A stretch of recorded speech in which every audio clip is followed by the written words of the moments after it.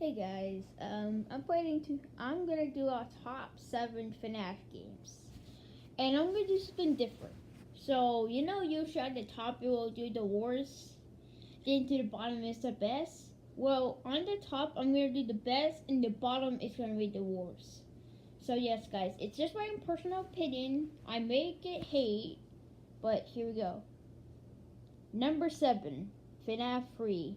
This game was my top 3 or number 1 personal favorite games. It's just like how the atmosphere and how the gameplay handles it. And also it brings some cool original ideas like only one animatronic and the rest are hallucinations that damage your mind and damage the technology in the attraction, which was very good. Number 6, FNAF World. I personally like this game a lot. I really love it. It's just like the concept is very cool, and it also changes the horror to a RPG fun game.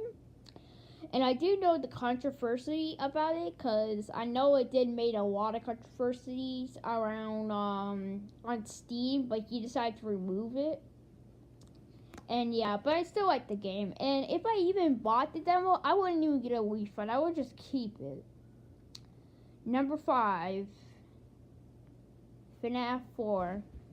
Now this game was a little okay. It was mostly great, but a little bad. The main reason is it has to do with the audio. Because you see in the game, you need headphones to hear the noises coming through the doors.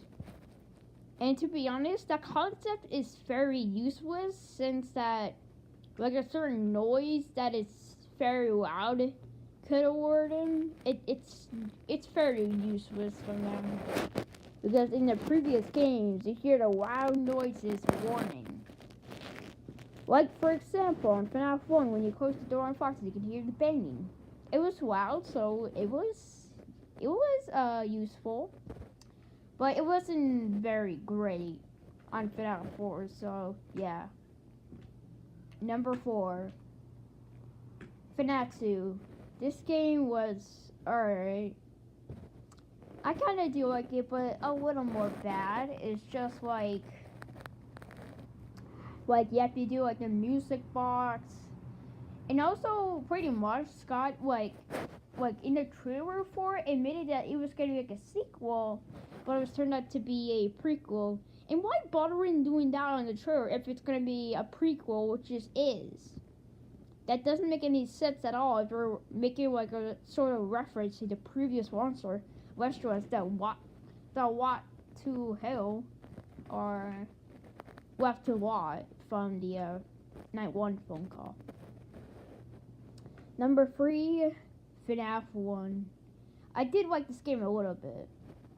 It's basically how it handles. It's kind of weird at some point, and not to mention the jump scares also using for all the games is downhearted dropped. Basically, what I'm saying is, when they first play the game, the players they get when the jump scare happens, they get scared. But from on it's just not scary. And even me, that when I first saw the game, I was scared. But then now the jump scares keep going on, I'm just like, it's not even scary anymore. Okay, number 2, Sister Location. It's just like the game handles. Actually, wait, stop using the word. It's just, I don't know what is wrong with it, but personally, this game wasn't my top 2 change, making it free roaming. Basically, like, make it as a job. The only thing I did like was the cartoons, and also some ideas like some puzzles and some things. And my most personal favorite was once you get to that security office and the fake ending and also the custom night. They also, Scott, we used some elements from previous FNAF games, like the door closing and the sound is from FNAF 1, which I highly shit. And number 1, I'm gonna get a lot of hate for this, but it's FNAF 6, aka Freddy Fazbear's Pizzeria. I have to say, I think this game is the worst out of the franchise. I'm sorry, but I just have to admit, it's just like how Scott did it, and also just didn't put any trailer like for it. And not to mention, why even making it on Steam for free? If it was the way FNAF game, which was, it would have been like made at $1. And also, pretty much, it's kind of the game is kind of most likely useless now because previously before one made the controversy, FNAF Scout admitted that there's no need for FNAF 6, and from my point of view, it's true. From my opinion, and to be honest, the animatronics, all of them, I kind of hate it. Only Scrap Baby was good, but the others, not so good. Springtraps looks like from a fan game. Multi Freddy also looks like from a fan game, just like Baby's Nightmare Circus. And Lefty, it kind of seems like you just take the skin from Toy Freddy and just put black and removed its eye, and the bow tie and the hat top is red, which is very silly on our able to handle it. And not to mention, you cannot get a bonus revenue once you buy him. You will get a sign saying he will be already assigned, so it's pretty pointless doing it. And the story handling is far too complex. And seriously, like, and also you have to do like 4 things per each day night. Number 1 is the tycoon building. Number 2 is ordering.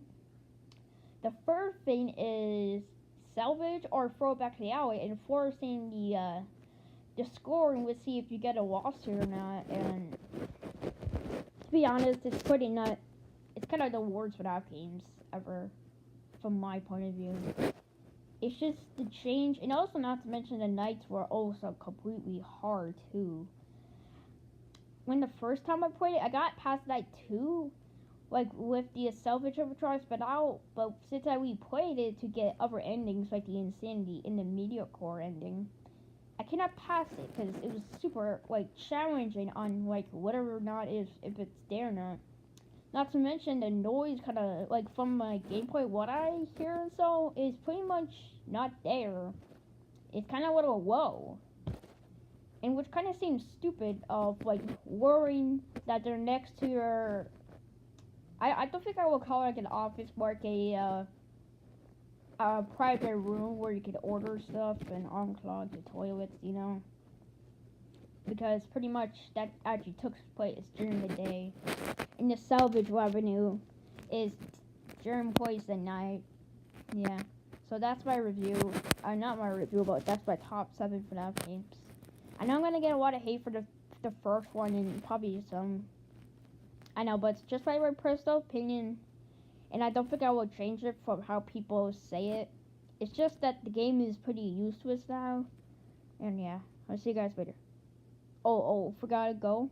Before I go, I'm very sorry for my last video. Because I know I got dislikes right now. Like 2 of them. And it's probably how, like, the way I acted of, like, younger fans. And it kind of seems like I'm parodying it. I wasn't. It was just, like, how younger fans gonna react. Because actually, I see this heartbreaking video of a 11-year-old breaking down because Logan put the dead body and he's crying about it and he put it to his mom.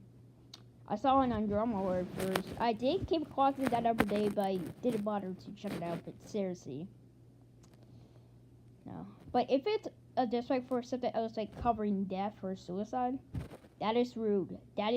Suicide is very dangerous. Logan Paul put that in the video, not a prank, not edited. And number 1,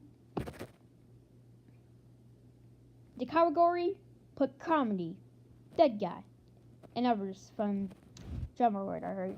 Number 2, YouTube didn't even bother to take it down or make it age restricted.